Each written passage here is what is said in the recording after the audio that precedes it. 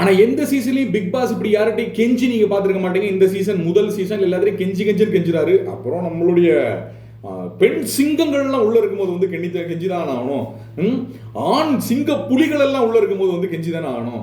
எல்லாரும் வந்து அவங்கவுங்க கமருதீன்ல ஆரம்பிச்சு இந்த சைடு பாரு வரைக்கும் எல்லாரும் தன்னை பெரிய நினைச்சுக்க கூடிய ஒரு சீசனா இருக்கிறதுனால மைக்க போடுங்கடான்னு பல தடவை சொல்லி பார்த்தாரு. இவங்க ரூல் பிரேக் பண்ணிக்கிட்டே இருக்காங்க.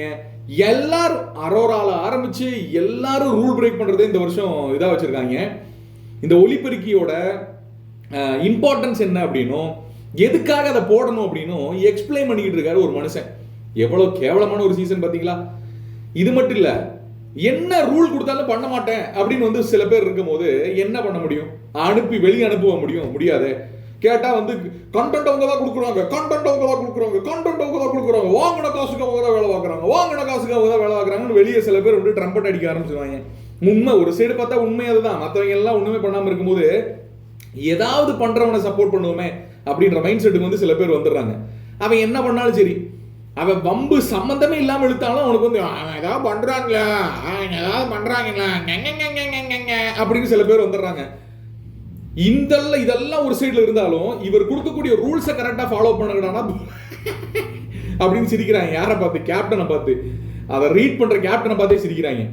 அதுக்காக பிக் பாஸ் கூப்பிட்டு பயங்கரமான ஒரு வார்னிங் கொடுத்துருக்காரு. இதை வார்னிங்னு எடுத்துக்கலாம், எடுக்கலன்னா எடுத்துக்க வேணாம், நீங்க பண்றதை பண்ணலாம். புரியுதா? கூப்பிட்டு வச்சு என்ன சொல்லியிருக்காருன்னா, மைக்ல வந்து யாரை எதையும் மாட்ட விடாதீங்க அப்படின்ற மாதிரி. விக்கல்ஸ் விக்ரம் வந்து அதுல வந்து பாத்தீங்கன்னா ஒரு துணியை சுத்தி வச்சிருந்தாரு. ஸோ அவரை கூப்பிட்டு வச்சு, அவரையும் கேப்டனையும் கூப்பிட்டு வச்சு பிக் பாஸ் வந்து ஒரு வார்னிங் கொடுக்குறாரு. பல தடவை வார்ன் பண்ணிட்டேன், பல தடவை இது பண்ணிட்டேன், ஏதாவது ஒரு பொருளை திருப்பி வைக்கச்சுன்னா வைக்க மாட்டீங்க அப்படின்னு. இந்த லெட்டர் பேடு, பென் இதெல்லாம் வந்து ஒரு இது முடிஞ்சமே திருப்பி வைக்க சொல்லுவாங்க. ஏன்னா இவங்க ஒருத்தருக்கு ஒருத்தர் என்ன பண்ணணும் அப்படின்றத பிளான் பண்றதுக்கு எழுதி கொடுத்துருவாங்க. பாத்ரூம்ல போயிட்டு படிச்சுக்கலாம். இதெல்லாம் வந்து பழைய சீசன்ல இருந்தது. இப்ப இதெல்லாம் யாரும் கண்டுக்கிறது இல்லை. லெட்டர் பேடு, பேனா இதெல்லாம் சகஜமா வருது. எவன் திருப்பி கொடுத்து விடுறான், எவன் வச்சுக்கிறான் ஒன்றும் தெரியல.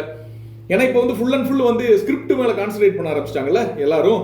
ஸோ இப்போ ஒரு சிச்சுவேஷன்ல வந்து பாத்தீங்கன்னா பிக் பாஸ் வந்து இவங்களை கூப்பிட்டு வச்சு வார்ன் பண்ற மாதிரி ஆயிருது. 2 பேர்த்தையும் வார்ன் பண்ணி விடுறாரு. இங்க விக்கல்ஸ் விக்ரம கூப்பிட்டு வச்சு வார்ன் பண்ணவும் வெளியே வந்து பார்வதி வந்து அவங்களோட கையில போடக்கூடிய பேட்ஜ் வந்து அதுல சொருகி வச்சிருக்காங்க ஸ்டைலுக்காக. ஏன்னா அவங்க ஸ்லீவ்லெஸ் போடுறாங்க, அவங்க ட்ரெஸ் வந்து அழகா பண்றாங்க. அப்ப இது வந்து டிஸ்டர்பா இருந்துச்சுன்னா இதுதானே. இவங்களுக்கு அறிவு இல்லை, பிக் பாஸ் டீமுக்கு அறிவு இல்லை. அவங்க வந்து அப்படி எப்படி ட்ரெஸ் பண்ணுவாங்க, அதுக்கு அந்த இடத்துல வந்து பேட்ச் போட்டுருந்தா ஒரு மாதிரி தொங்கலா இருக்காது. இதெல்லாம் யோசிக்காம ஒரு விஷயத்தை பிக் பாஸ் டீம் பண்றாங்களே அப்படின்றதா நமக்கு ரொம்ப வருத்தமா இருக்கு. அதுவும் பாரு, நீங்க போடுங்க பாரு, நீங்க அதெல்லாம் உங்களுக்கு ரூல்ஸ் எல்லாம் வராது பாரு.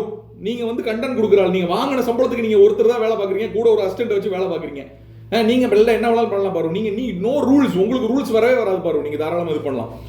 இந்த சைடு பாத்தீங்கன்னா Vikkals Vikram sorry big pass, ஐயோ நான் தான் பிக் பாஸ், ஐயோ என்ன பிக் பாஸ் அப்படின்னு நீங்க தானே சிரிச்சீங்க. வெளியே கூப்பிட்டு போய் எல்லாத்துக்கும் லாஃப்டர் தெரப்பி சொல்லி கொடுங்க அப்படின்னு. அப்படியே இவ்வளவுதானா, நான் கூட பெருசா ஏதோ நினைச்சு பயந்துட்டேன் அப்படின்ற மாதிரி விக்கல்ஸ் விக்ரம் ஒரு இதை போட்டு வெளியே கூப்பிட்டு போயிருக்காரு. இப்போ எல்லாத்தையும் பாப்பா என்ன நடக்குது அப்படின்னு. ரூல்ஸை ஃபாலோ பண்ணுங்கடா, மைக்க மாட்டுங்கடா, மைக்கு இது பண்ணிட்டு பேசாதீங்கடா, காதுக்குள்ள பேசாதீங்கடா. அது முடியாது, அரோரானாலே நான் காதுக்குள்ளதான் பேசுவேன்.